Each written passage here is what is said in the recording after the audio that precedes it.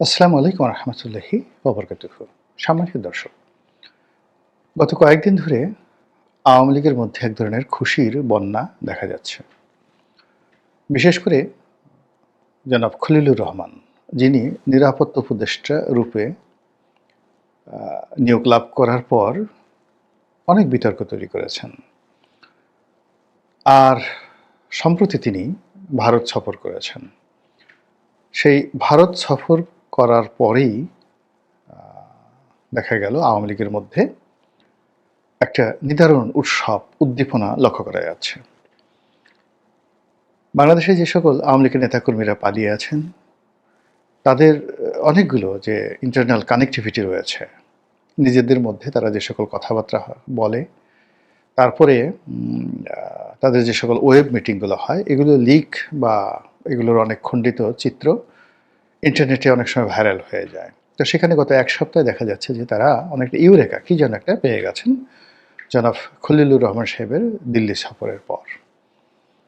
একই অবস্থা কলকাতার যে সকল আওয়ামী লীগ নেতৃবৃন্দ রয়েছেন তাদের কথাবার্তা, আর শেখ হাসিনার যে সাবেক প্রধানমন্ত্রী, ওনার যে বক্তব্য, ঝাঁঝালো বক্তব্য, এটি গত এক সপ্তাহে রীতিমতো বারুদের মতো হয়ে গেছে।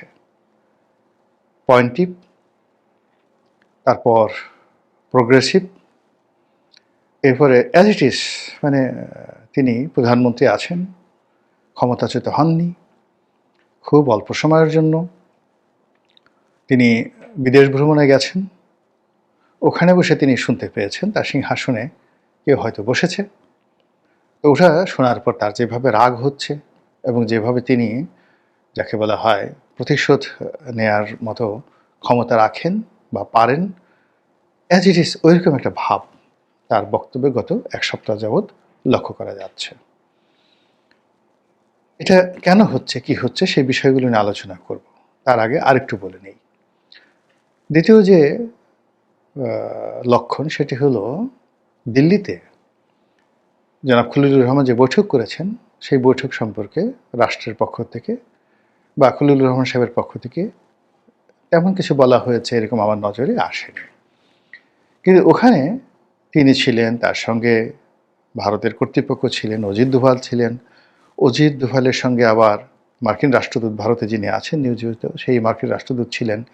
এরকম বৈঠক হয়েছে, নানা রকম সেই বৈঠকের মানে সত্য মিথ্যা বানানো, কুৎসা, what ever maybe, does not matter.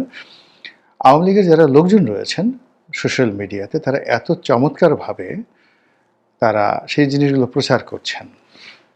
আপনি যদি শোনেন, মানে আমার কাছে মনে হয় অনেকগুলো বক্তব্য একেবারে ডাহা মিথ্যা, কিন্তু তাদের বক্তব্য শুনলে মনে হবে যে অজিত দোভাল, মার্কিন রাষ্ট্রদূত এবং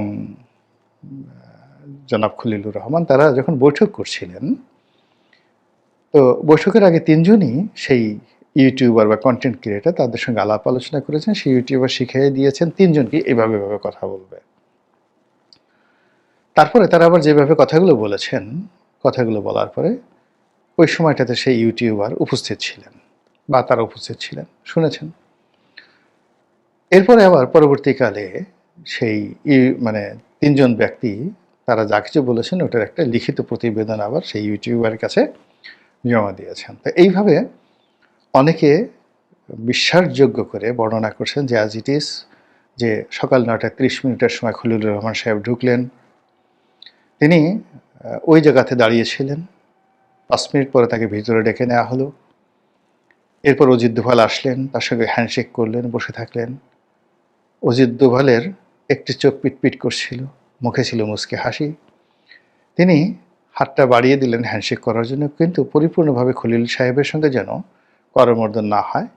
হাতের প্রথম 4টি যে আঙুল, সেই আঙুলের অল্প অংশ, যেভাবে ব্রিটেনের রানী হাত বাড়িয়ে দেন হ্যান্ডশেক করার জন্য, তিনি কখনো ফুল হ্যান্ডশেক করেন নাই কারোর সঙ্গে, একমাত্র নেলসন ম্যান্ডেলা ছাড়া।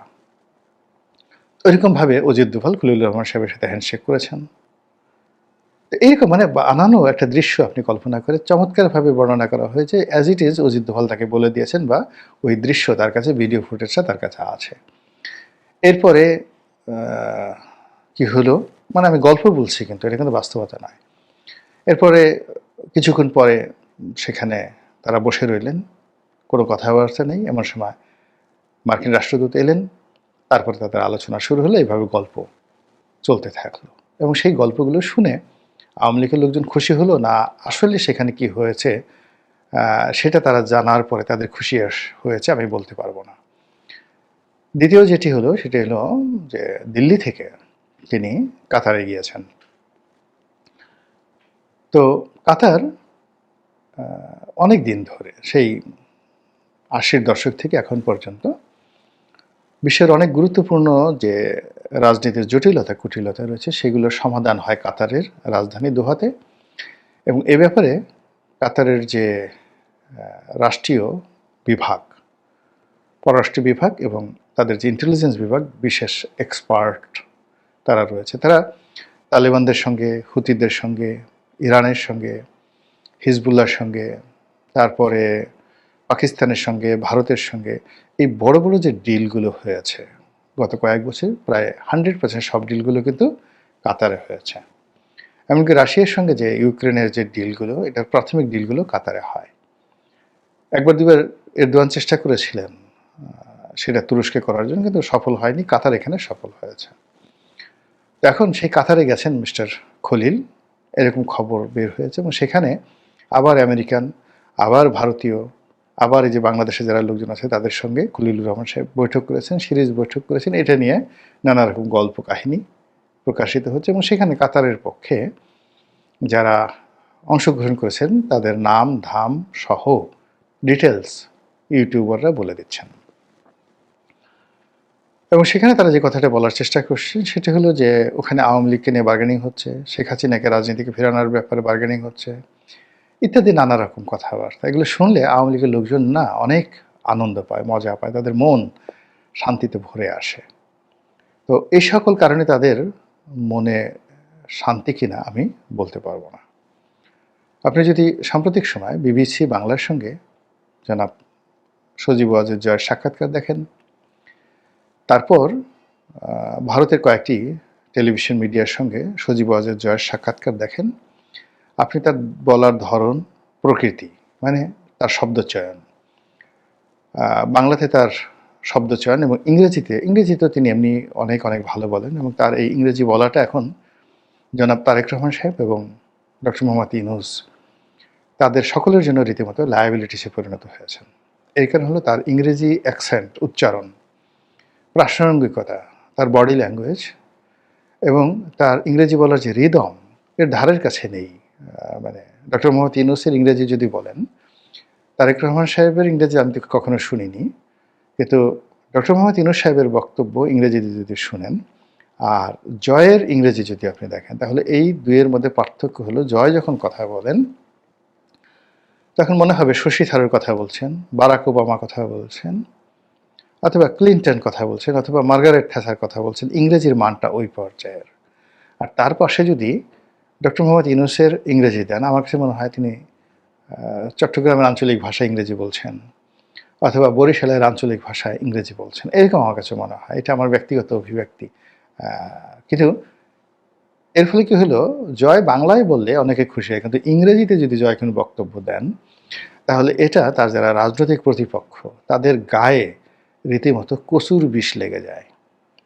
যারা এমনভাবে ইংরেজি বলতে পারে না, যারা এমনভাবে মানে যাকে বলে বিদেশি গণমাধ্যমের সাথে সাক্ষাৎকার দেওয়ার সুযোগ পায় না, তো সে সকল মানুষ কিন্তু বাংলাদেশে এই মুহূর্তে তারা খুবই ক্ষমতাধর, আগামীতে মনে করে তারা রাষ্ট্র ক্ষমতা চালাবেন। এই মানুষগুলো তাদের গায়ে রীতিমতো কচুর বিষ বা কচুর রস লেগে যায় এবং তারা জ্বলে পড়ে মনে হয় যে জয়কে যদি পেতাম ওর কান দুটো মলে দিতাম, ঠোঁট দুটো টেনে দিতাম, যে এই ঠোঁট ইংরেজি বলো কী করে। তারপরে গালের, মানে আমরা যেটা একটা গালের এটাকে বলে হয় মানে কানসা, মানে গালের এবং কানের মাঝামাঝি যে জায়গাটি রয়েছে আর গালের যে যেটি অংশ রয়েছে